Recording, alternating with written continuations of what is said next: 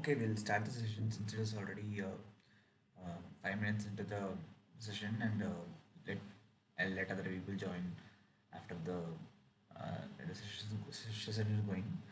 So, welcome everyone to week two of this TA session of the course Optical Spectroscopy and Microscopy, Fundamentals of Optical Measurements and Instrumentation. So, as we all know, we are in week two of this session. I hope all of you have been through the lectures for week two's course content, and I also hope that everyone has submitted the assignments for week one. I think the deadline is still there is still 3 more days for the submission deadline for week one's assignments, which is I think on Feb 4. But regardless, it's a gentle reminder for everyone to submit their assignments. And as you all know, I'll be the teaching assistant for this course across all these 12 weeks. My name is Arjun. So, without further ado, let's get started with the course content. Yeah, so uh, I might need to do this for a couple of weeks till everyone gets a good grasp. So I'll just go around a brief introduction of myself. So I'm Arjun, and I'm a PhD student in Indian Institute of Science, Bengaluru, and I'm working under the supervision of Dr. Sanhita Sindre in the field of molecular imaging. And I've given the website link as well as my email ID below. So if anyone wants to give any suggestions or any feedback about the TA sessions that I'm conducting, please feel free to reach out to me through these links and get them sorted out. And once again, I'll also give a brief introduction about the course since a lot of people aren't attending the TA sessions online, but instead they're watching the recordings. So this course, Optical Spectroscopy and Microscopy, is a 12-week course on NPTEL, and it's a postgraduate level course. As you might have already seen, uh, the level of course or the level of content has been imparted to the students has been significantly different from any of the undergraduate courses being taught on NPTEL as well. And as usual, there will be a weekly course material as well as assignments imparted to you, which you will have sufficient deadlines for completing. And in addition to that, I will also be conducting weekly TA sessions which is as of now every Sunday from 3 p.m. to 5 p.m. So as of now, no one has reached out to me to change the TA sessions, and so I think it will be I'll continue to do the TA sessions on Sundays every Sunday from 3 p.m. to 5 p.m. And if anyone's finding difficulty to join the Google Meet, I've provided the Meet link as well here for joining my TA sessions from 3 p.m. to 5 p.m. And if anyone is not able to join the TA sessions online, they can always reach out to me additionally through discussion forums or through mail. Last week I wasn't able to join the discussion forum properly and so clear out the doubts because like there were also some other work that I had to do. But I'll try to join the discussion forum regularly from now and try to clear out these doubts. So, with that being said, we'll straight away jump into uh, the general recap for the week. So, at the start of the course, we started around the general overview of the course, how we are going to study about various optical instruments and optical microscopic techniques, and how light components are going to move around, and we studied around. So we saw that in general that any spectrometer or microscope consists of a light source, which will be connected to a optomechanical hardware, and which will further be connected to a detection system, where your light source is going to generate whatever light choice of light you want to study, your system of interest, and your optomechanical hardware is going to route your light source through various paths and optical elements, and finally your detection system is going to use the light signal to probe and follow the signals generated in your system of your choice. And week 2 is basically a continuation of your week 1. And for those who don't have a good grasp on mathematics, it may be a bit it may be a long week because there are a lot of mathematical background to this week, since it's a, long derivation of whatever formulae we have been going through, which forms the basis of quantum mechanical phenomena of light. So we started like, but in general, it's a continuation of week one's this thing. The reason that I didn't have any pictorial representation for this week's recap is because um, whatever we discussed in the lectures were full of derivations. So I felt that there was no point uh, putting out any pictorial representations of those derivations. But in general, what we did was we started with Dirac's formalism, and in week 1 we ended with discussing about the polarization of the light. Starting off with this week's lectures, we kind of saw how the polarization of the light can be represented through quantum mechanical phenomena, and how it can be represented through the state vector systems in quantum mechanics. So the first two lectures of the week started off by discussing about general photodetectors as well as the photoelectric effect, and we saw how um, any material, any metallic material exhibits work function where only above a certain frequency or certain incident frequency of the photon, the metal starts eliciting kinetic energy. And we also saw that only with respect to a certain polarization angles, we'll be able to get a maximum number of electrons being um, ejected from the material. So the week's content also started off by addressing a key question, which is how polarization can be explained through Dirac's formalism. Yeah. So for that, we started off by explaining with the system of assumptions, which basically said that one of the assumptions said that all systems can be described using vectors, which is basically a system of ket vectors, which is tool to describe any kind of system. And we also saw that any kind of system, or any kind of ket vectors or any kind of state vectors, they can have a set of eigenvectors, and they can also form a set of eigenkets if they have an operator which is attached to the state vectors. And the third assumption that we followed for explaining the phenomenon of polarization through Dirac's formalism is that any given system, any given state system, can be explained as a set of linear combination of state vectors. So, using these three given assumptions, we first went out to explain about the concept of polarization, and how every polarizable state vector can be broken down into horizontal and vertical components of polarizable vectors.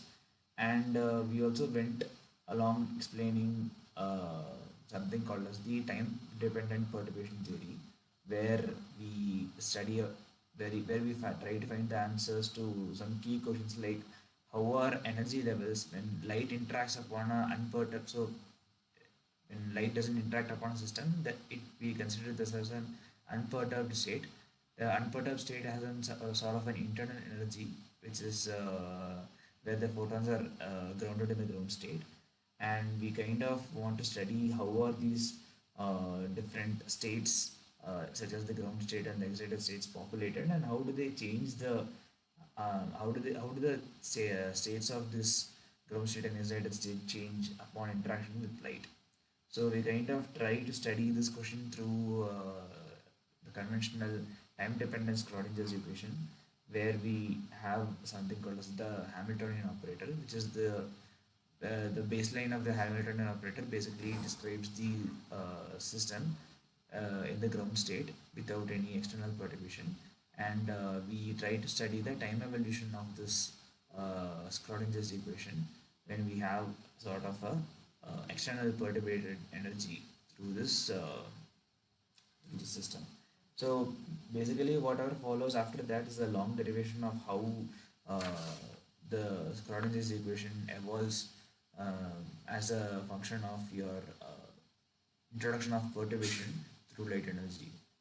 So that's all that was there about the week's recap. And as we all saw, we saw some introduction of the state vectors as well as the ket vectors, and the derivation didn't quite end there because the end of the week two was left as a open-ended uh, part where the complete derivation of the Schrödinger's equation wasn't yet over. So that's all about the recap of week two. So we'll have questions for around 5 or 10 minutes, following which we will discuss some of the some problem statements that I have prepared on my own. Unfortunately, the since the deadline for the submission of week one is still not yet over, I can't discuss the questions and answers for week one's assignment. So probably next week we'll be doing that. But for now, we'll just be discussing the problem statements that I've developed for the week two's assignment.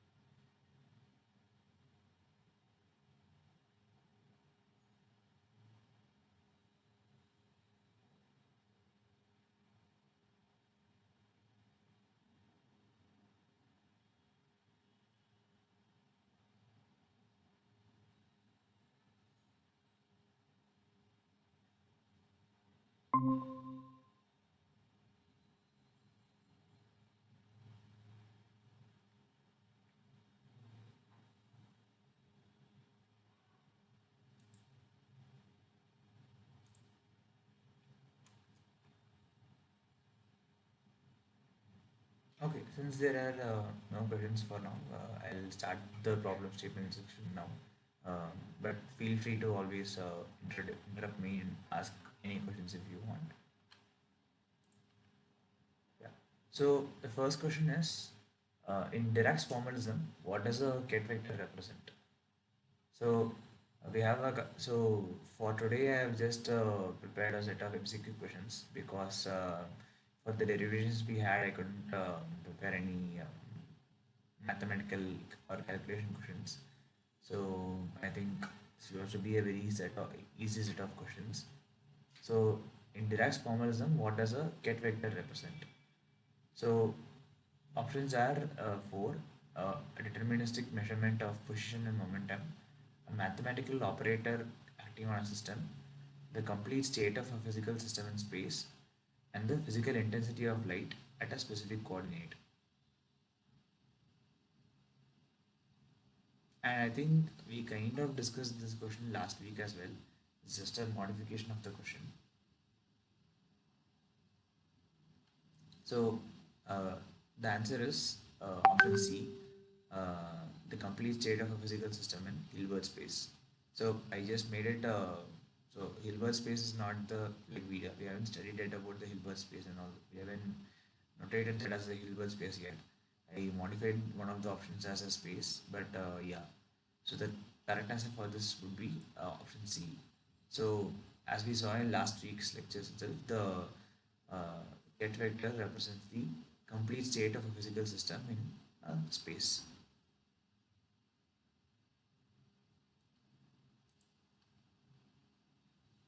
So question number two, when a measurement is performed on a quantum system in a superposition of states, what occurs? So when a measurement is performed on a quantum system in a superposition of states, what occurs? Um, so the options are listed below. The system remains in the same superposition state. The state collapses into one of the eigenstates of the measurement operator. The energy of the system is always doubled. The coefficients of the system become imaginary. Yeah, Bharat is right. It's option two. So the correct answer is the state collapses into one of the eigenstates of the measurement operator. So this can be easily visualized by using the ground state and excited state example that we discussed in one of the lectures. So energy state of the resultant energy state of the system will have both the components of the ground state as well as the excited state, and it will always be a sum of the probabilities of the ground state and the finding the energy in the ground state and excited state multiplied by the energy of the ground state and excited state. So when we finally make the measurement, the whole system collapses and it will end up to be either one of the eigenstate of one of the measurement operators. Yeah. So question number three, in the three polarizer experiment, why does light emerge from the final horizontal filter when a 45-degree filter is inserted between it and a very vertical filter? So we all know what the three polarizer experiment is. So in three polarizer experiment, we have three polarizers which are like at an angle to each other. So this is a development from the two polarizer experiment where two polarizers are orthogonal to each other.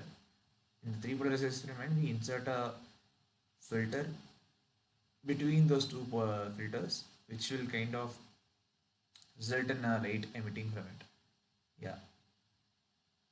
So yeah, Gopinath is correct. So the correct option is option two. The middle filter acts as a probe that changes the state of the system, creating a vertical and horizontal component. Yeah.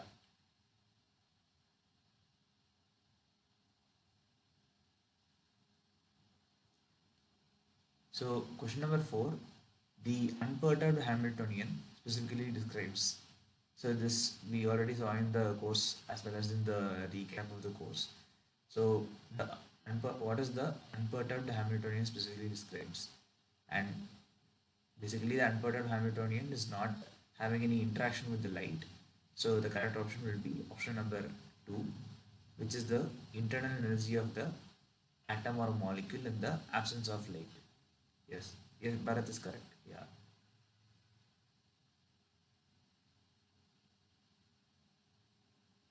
yeah.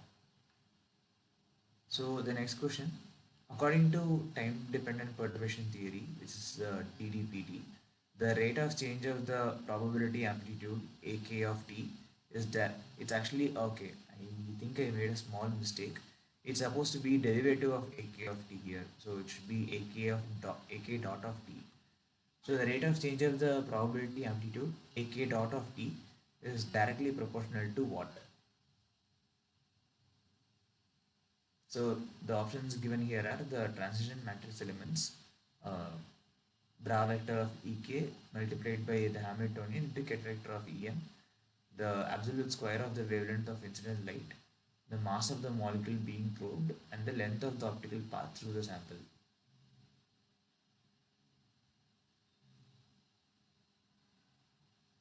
Yes, Bharat once again is correct. It's a like so all of these questions are pretty factual in nature.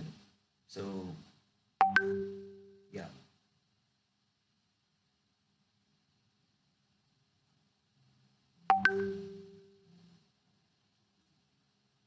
So question number six. So this may be a not a not so direct question. If the transition matrix element for the specific excitation is zero, the transition is referred to as what? So the options are allowed, spontaneous, forbidden, coherent. Yes, Gopinath is correct. It's forbidden. So it basically means that the uh, states are orthogonal to each other. So it's a forbidden transition.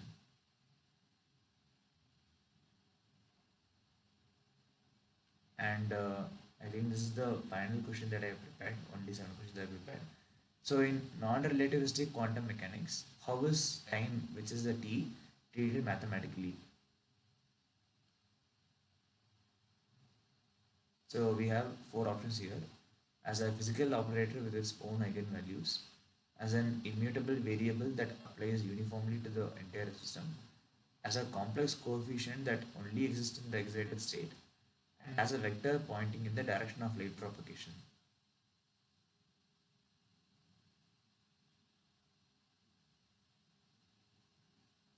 So we all know time is the um,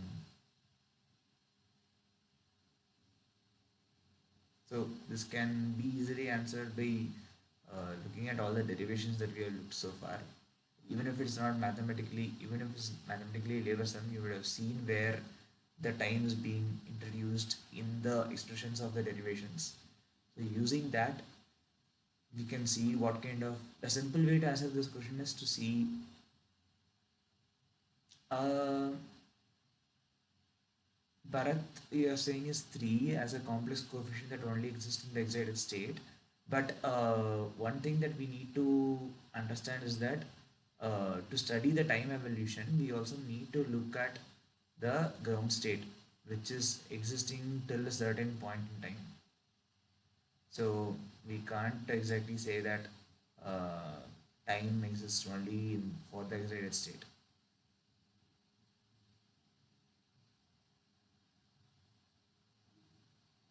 It's a pretty direct. The answer is pretty direct. So it's option B, which is time is an immutable variable that applies uniformly to the entire system.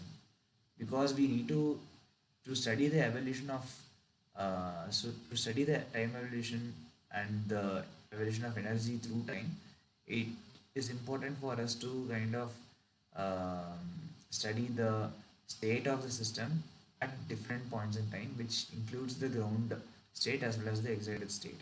So it kind of the time concept of time applies to the entire system.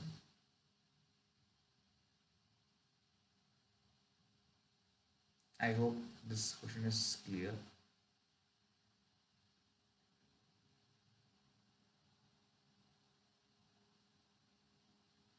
So for this week, that's all I have for the problem statements as far as the week recap. I know that it's pretty short session for a week, but like for the course content that is given, which is occupied with derivations. I can't find any other for the course content, as well as for the availability of the answer key for the week one, due to not the deadline not being closed. I can't find any other way to kind of wrap that week around for this thing. But anyways, the course will stay, like the TA session will go on till 5.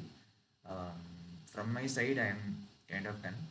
If you people have any doubts, feel free to stay back in the room and ask those doubts. And if not, uh, we'll meet you guys next week, which is for the week three of the session, which will be from on 8th February, which is the next Sunday, from 3 p.m. to 5 p.m.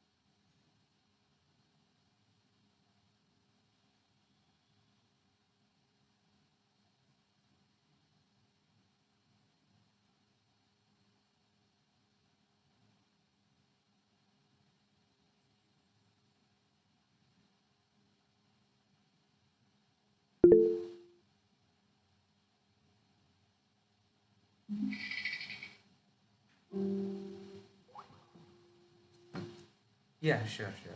Thank you so much.